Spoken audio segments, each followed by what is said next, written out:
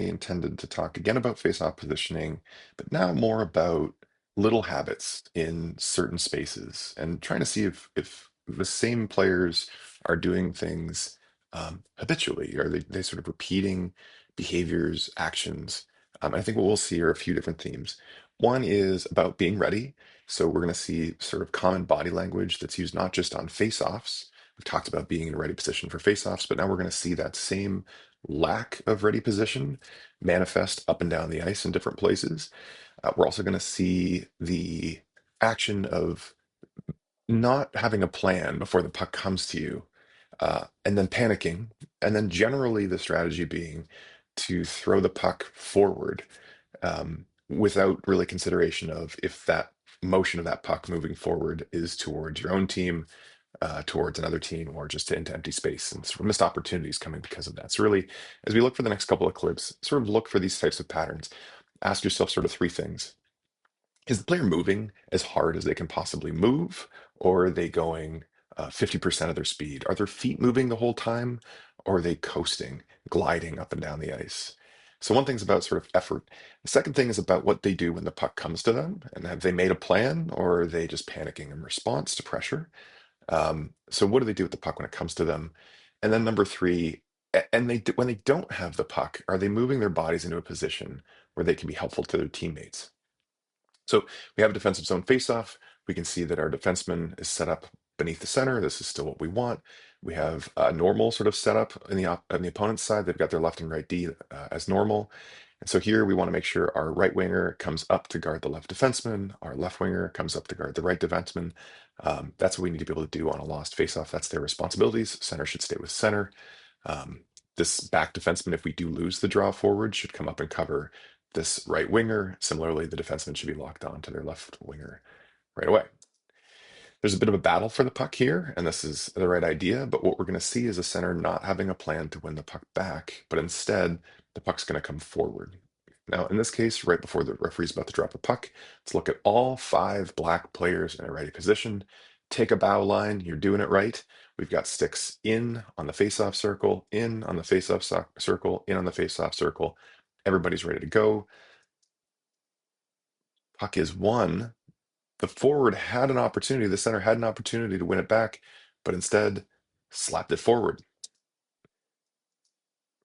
The puck ends up on the stick of our left winger, who has an opportunity to win the puck back to their defenseman, and instead slaps it forward. Now, in this case, it's even worse than the center doing it because the left winger's responsibility is this right defenseman, and they are slapping that puck up to the player they're supposed to be guarding. While this is all happening, we have a defenseman who's trying to come over and guard their opponent, their center who's trying to come over and guard their opponent, and a left winger who, while they're stuck in a bad position because of the choice they just made, they are in a lane in which they can come up and guard their right defenseman. On the other side of this ice is way too much open space. This defenseman on our team should be up in space, taking away their time and space. This right winger has no business watching a puck from 50 feet across the ice. The right winger's responsibility on a lost faceoff, which we clearly see possession is now in white. This player needs to be all the way up, guarding in a space that prevents a pass from coming across to the defenseman, that prevents a shot from coming from this defenseman. This player does not need to be standing holding the hand of this defenseman, but there is no way that this player, if the puck was to come across, could make a play in time. You need to have vacated this space, moved up the middle, and taken away a passing lane. Sure enough, the puck is now moving in that space. If this right winger had earlier taken the 5 or 6 strides to be up in space, the player who ends up receiving the puck could have made an easy pass over. Instead, one forward is now having to play against two defense by themselves because this player is not in a position to be engaged offensively.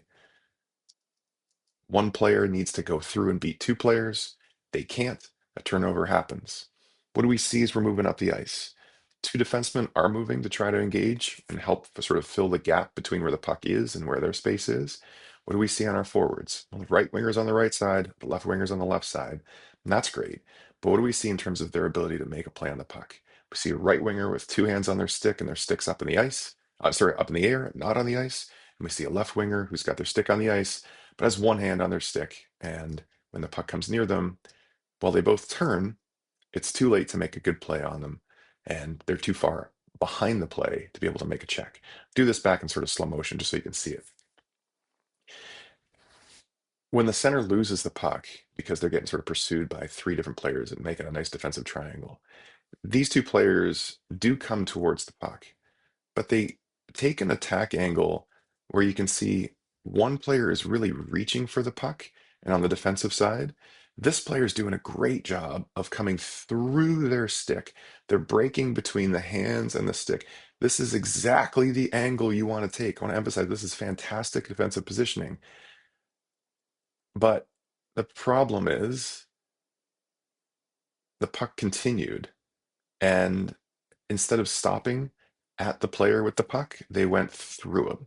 What we'd really want you to see and do here is stop at the player right here, hit the brakes, so that should the puck move forward, you can then respond and move back to your left and go and get the puck. But instead, they're unable to sort of pivot quickly and stay with that puck carrier. When you come to go and get a puck and try to make a defensive play, the puck may not be in the position a half second later.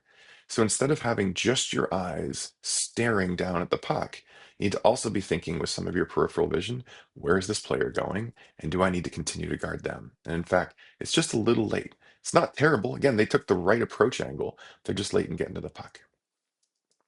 The play proceeds, and we have a choice on what to do with the puck here. And in terms of strategy for everybody to hear this, this happens all the time in hockey.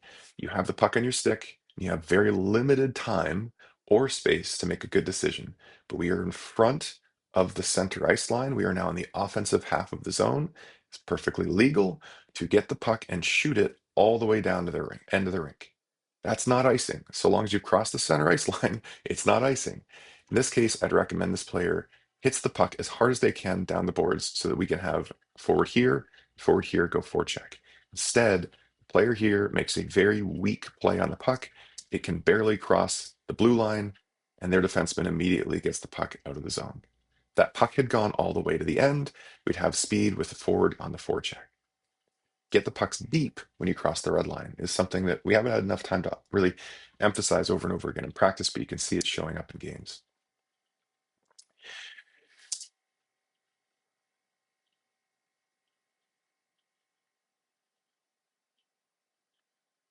So we're going to watch this inability to forecheck and just rewind it 1 second because it brings up one other kind of comment.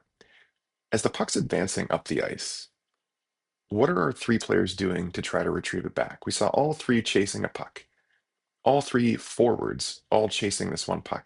Now, we win the puck here, but now we have a left winger on the right half of the ice. This is not their natural position.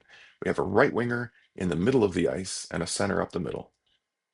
The right winger comes in late to pursue the puck, and that happens.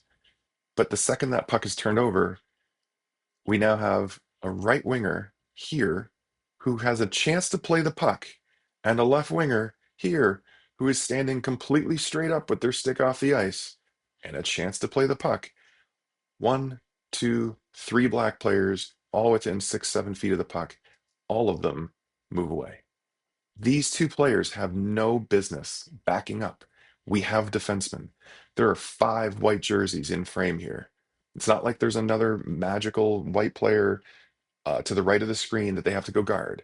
The puck is here. The numbers are behind them. We should be attacking. All three forwards should be attacking in this direction. Instead, we saw the closest player move away.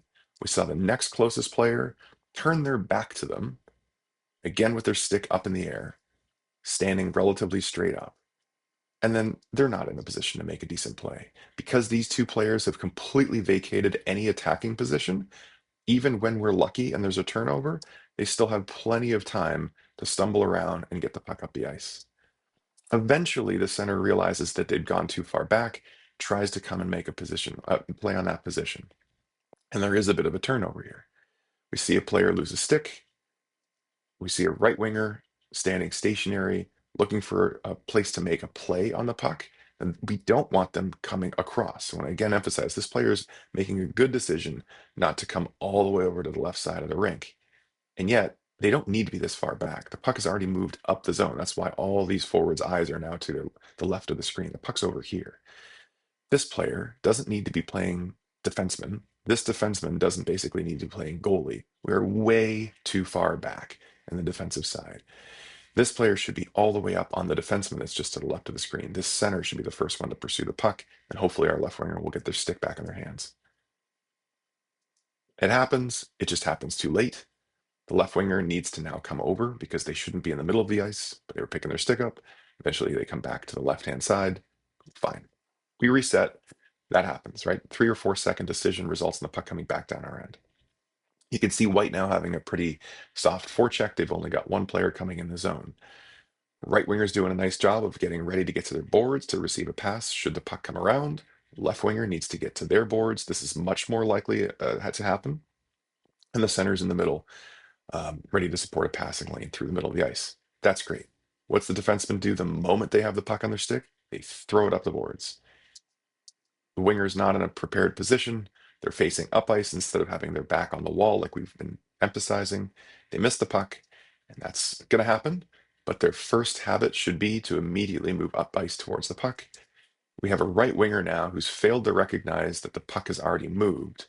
They now can start to see it, and they should be moving all the way back to the middle. This is the same shift that we started with where this right winger wasn't able to get up the middle of the ice. So you see the same habit happening again.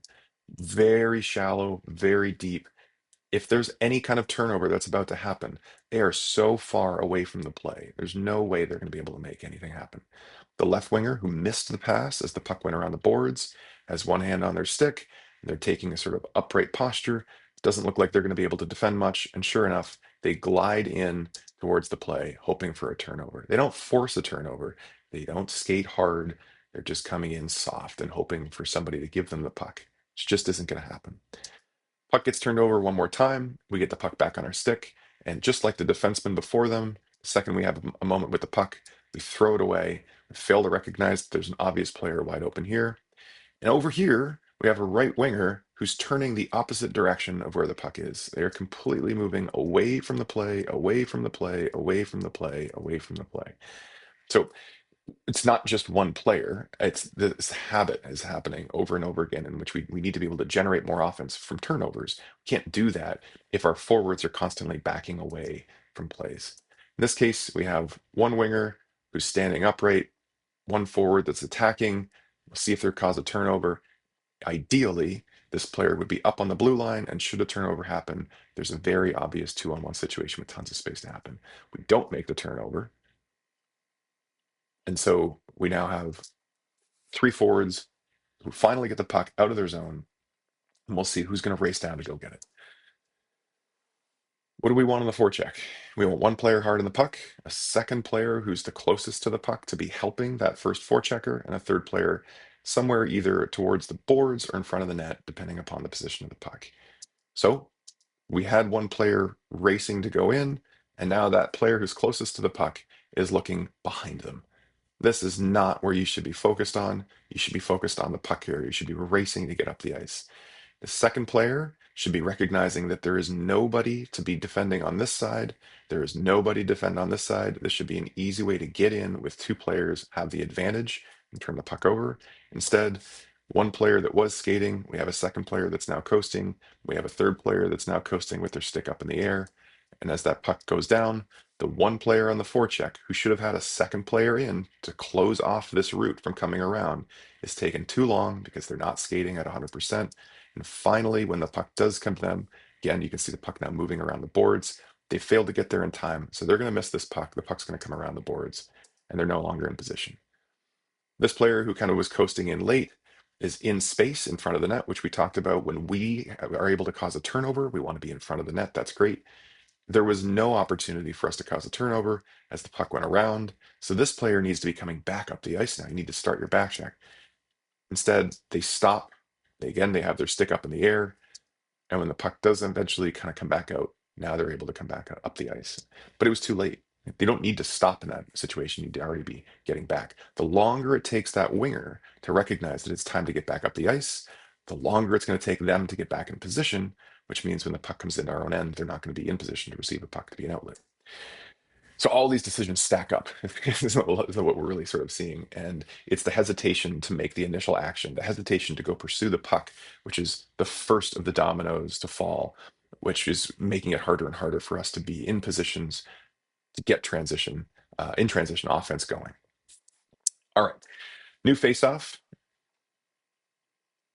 Lots to say here. One thing is, center shouldn't be coming in until they're sure everybody's ready. Clearly, this defenseman isn't ready because they're about to fall over onto their backside. Right winger isn't in a ready position. They've got one hand on their stick. In this case, this should be communicated between the center and the right winger that what we're trying to do is win it to the wide open right winger. The puck is already left the referee's hand. This winger still has one hand on their stick. This defenseman is still mid recovery from their fall, isn't prepared to go get a puck. Now, this is something that we've seen over and over again in face-offs, in which if we do happen to win the puck back, what we're noticing incorrectly is wingers are going to win the recovered puck. In other words, this player, who's a right wing, is going to go down into the corner and get the puck, but that is not what they're supposed to do. It is the board side defenseman's job to come get the puck. Well, why? Because when this player comes to retrieve the puck, there's nobody to play right wing. When this player gets the puck and throws it up to the right side, they're passing to themselves, but they're not in two positions at once. So when they throw the puck up the wall, it goes directly to the other team. We win the puck back eventually. Nice little backhand. Who retrieves the puck? The winger. Where is the winger looking? Straight down at the puck. Where are the two defensemen looking? Straight at the puck. Where is the left winger looking? Straight at the puck. Nobody's considered where everybody else is. This left wing on a drill in which we are in a situation in which we retain possession is not supposed to be lower than the defenseman. This left winger should be up here. There's no reason to be down there. If the puck does rim around, you still have space and time to get over and get it. But by putting yourself this far low, you're not in a position to get over to the boards on a breakout. Similarly, if something like this happens, in which the player that retrieves the puck is the winger and then inappropriately throws the puck up the boards, you are now way too far down into our own crease to come up and play the defenseman that you're responsible for. Center here is in a position to try to make a defensive play, and that's fine. This right winger should not have their feet together and be gliding up the ice. They should be sprinting with abandon, recognizing they just made the wrong choice. They need to be getting up to this player. Instead, they stay behind, they glide, they glide, they glide, they glide, and only now do they start skating. This is the problem that we're having with wingers off face-offs generally. I'm not picking on any one player here. It's just sort of a habit that we're seeing off multiple players. And not even just to sort of say this about the right side. We can say the same thing is true on the left side. Watch the left winger as this play develops about the not skating instead of gliding. So here's our left winger. They back out instead of move forward to their defenseman. Puck eventually moves back to the corner. And when the puck does move up the ice, they have one hand on their stick, glide, glide, stop, and now we finally go. It's too late. Right? All that backing out, all that waiting instead of being up in position means that we now really just have one forward responsible for the forecheck. This player has just taken way too long to get up into position to be helpful on the forecheck. This player had to start from the corner to move up to be part of this forecheck. So it's great that they're now getting up in position, but they should have already been up here. They should have been 10 steps ahead. Puck eventually moves because we have one player doing a decent job on the forecheck. We cause some panic. We'd love to see that. This player, although they're late, great job recognizing the puck. Okay. Not sure why the center decided to come straight right back to their player. They should be moving off to the left to create some space. This player does a really nice job of staying onside. Is that onside? We'll call it onside. Nice job. And then we finally kind of come in. This defenseman's not even facing the right direction. If this player had their head up, they would notice this player wide open. And this would be an easy pass against a defenseman that's positionally in a terrible spot. Instead, the player has the puck on their stick with their head straight down. And what we see in slow motion is a player shooting off their left foot instead of the right foot. And I'm going to go into slow motion here. The result of that left to right foot transfer is a rotation in which you can see their whole body tipping to the left. There's a reason why they fall when they shoot, and it's because they're shooting off the wrong foot. Her momentum is towards, it's really just forwards instead of angled to the net. And as a result of the rotation of her body to the net, but her skates and her hips towards the end boards, she can't sustain that force. So she falls. That's fine. We got to be able to work on shooting. But what we have to work on first is asking ourselves, why did we shoot that puck in that position in the first place? Probably because your head was down, you didn't recognize your options. This is a common theme that we see across lots of players. The second they get the puck on their stick, they get rid of the puck. You need to stop that, take a moment, look up, and assess whether or not you need to move the puck or not. I'd say arguably this player could have had a better opportunity if they had skated the puck a little bit deeper. Certainly could have made an attempt to make a pass. So be it. What about the other two players that don't have the puck? Where do they need to be going? Next player closest to the puck, what are you telling yourself right now? Where should I go? Well, hopefully your answer was hard to the net. And ask yourself in motion if this player is going as hard as they can to the net. Maybe that doesn't seem fair in slow motion. So let's just wind it back ever so briefly to see this in real time. Again, ask yourself, are they going as hard as they can to the net?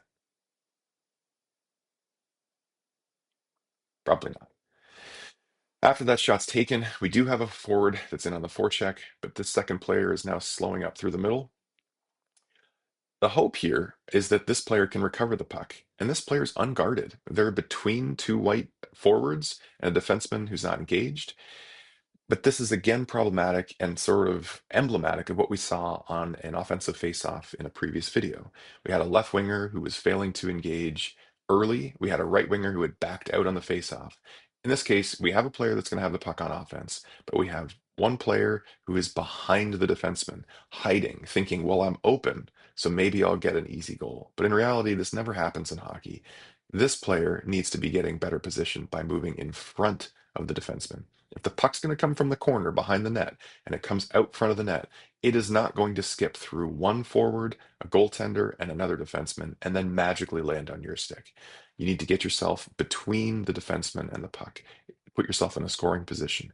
We want to score more goals. We need to get to the places where goals can be scored. This is not one of those places.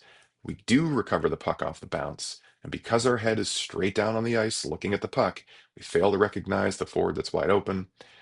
And so the puck eventually comes to the middle, and we don't get a second chance opportunity. Defenseman clears the puck out to our defenseman. And as we've seen in previous videos, the body positioning and the routes that our forwards are about to take are all straight back up. Defenseman makes a nice little grab here, recovers the puck. And as we've seen in situations before, one forward, two forwards, three forwards, all with their body position straight up ice. One forward with their hands together and their stick up in the air. One forward with one hand on their stick, not able to recover a pass. One player saying, hey, pass me the puck. This is going to be a hard pass. Although this player is ready to receive a pass, they've put themselves in a really challenging position for their defender to make a pass coming off their backhand. Rather see one of these two forwards come over in space and make a passing lane easier. It's not going to happen. Defenseman receives the puck, tries to send it back down the ice, but we've backed away. It's too late. We missed an opportunity.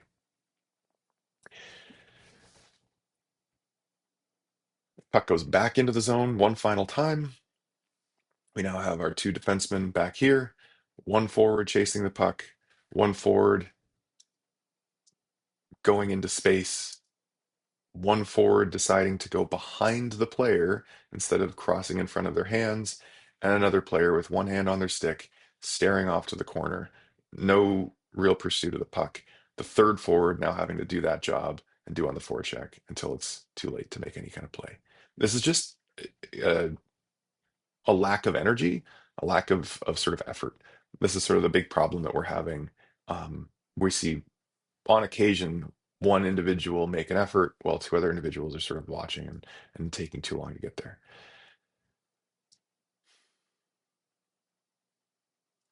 All right, we'll move to the last face-off next. Okay, so the pucks have just dropped. We see forwards with sticks in, Defenseman's ready, forward's ready. The puck goes forward, but then slaps immediately back. So we won the draw, or I'm sorry, we lost the draw, but then the puck ends up coming back into our own space. Why is it that their forward is the first one to the puck as it comes behind the net? How did that happen? It's a little bit about not just lining up right, but knowing who do I have to cover. So while we're lined up tight to the hash mark, which is where we want to be, the next layer of learning is recognizing the player that's lined up in front of you.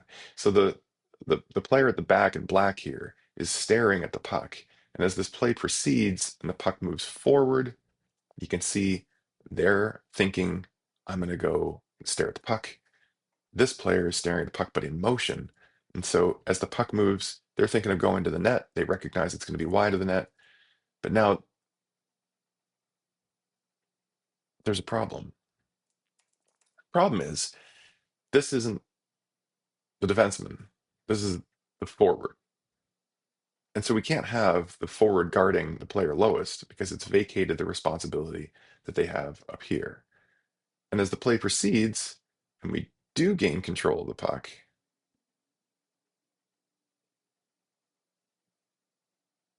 we slap the, I don't really call that control, the puck squirts away.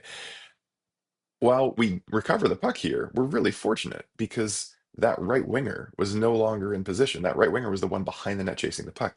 They need to be way up higher to be able to go and make a play on that.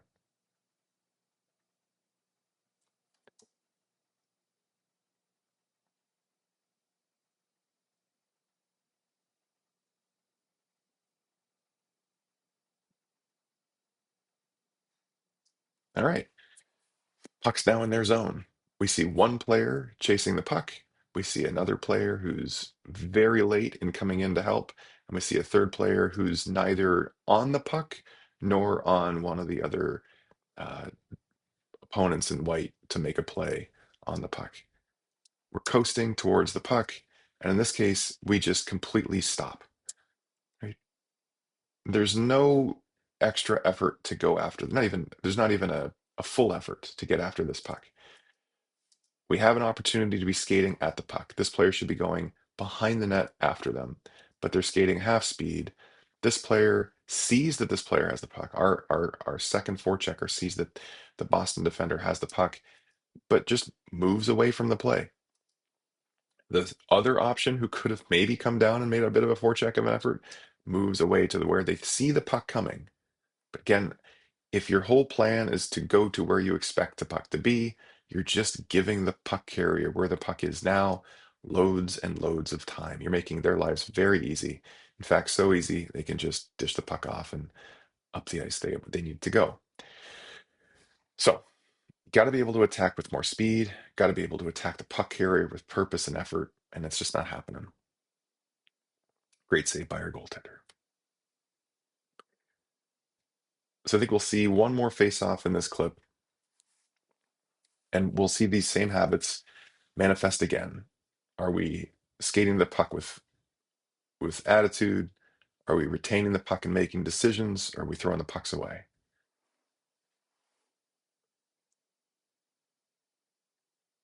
Puck gets one back by the center. Nice play on their forehand. Who should be winning the puck? Who's supposed to pick the puck up here? Hopefully your answer wasn't the right winger. Instead, it's the right defenseman. That's not who gets the puck. This is the right defenseman. Right behind the referee, you can see their stick poking out. It's the right winger.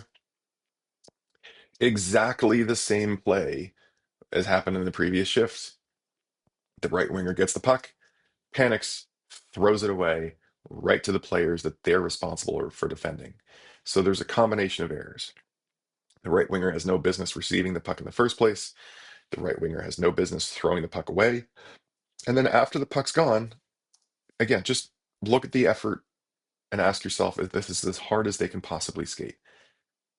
After they recognize they've thrown the puck away, this player needs to be the first one up the boards, but instead they sort of coast and coast and coast.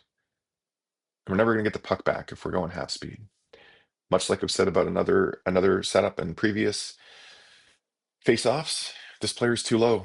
They need to be up way up higher, within about 10 feet of the blue line. They're 30 feet from where they should be.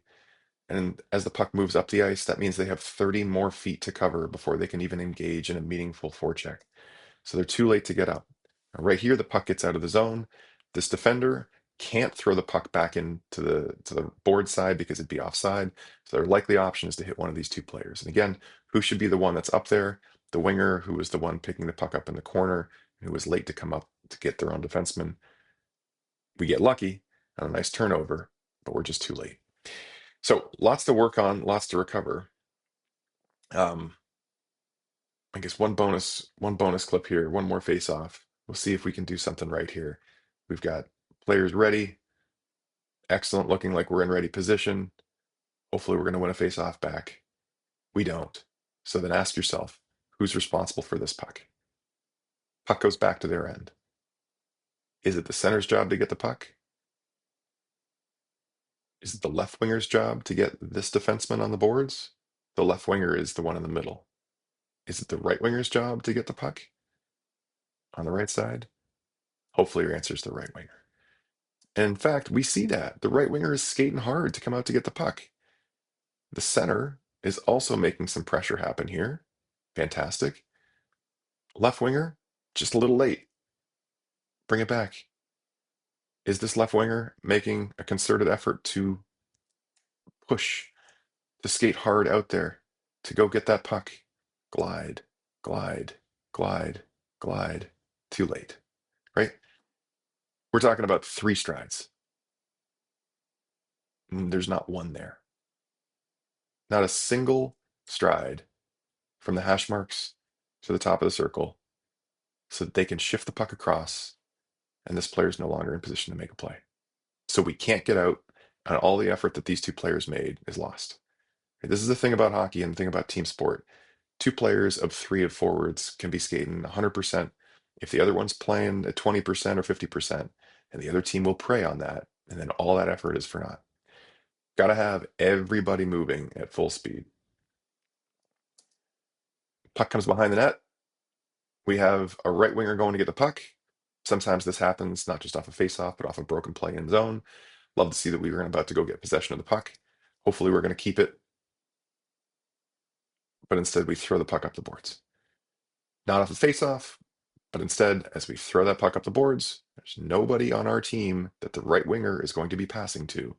If you are the board side player with the puck and you throw the puck up the boards in the defensive zone, you're giving it to the other team. So we've seen this happen shift after shift, whether it's from a face-off or whether it's just happening during gameplay. This is a habit that's really got to be broken. Stop throwing the pucks away. Instead, pick your head up. Notice that you've got opportunities to pass the puck, opportunities to skate the puck. You don't be the one to go pick the puck up down low. Let your defensemen be the ones to recover those pucks by the goal line. Get yourself to the boards, be an option as a recipient of a pass. Then we'll be in good shape. Then we'll have numbers across. We'll have a board side winger ready for a pass, center in the middle ready to be an outlet, and a weak side winger, the winger on the far side away from the puck, already up in space rather than being 30 feet behind. We'll have 3 forwards ready to jump on attack. We'll score lots of goals that way. So lots to work on, lots more to talk about, but that's all we have for you for this clip today.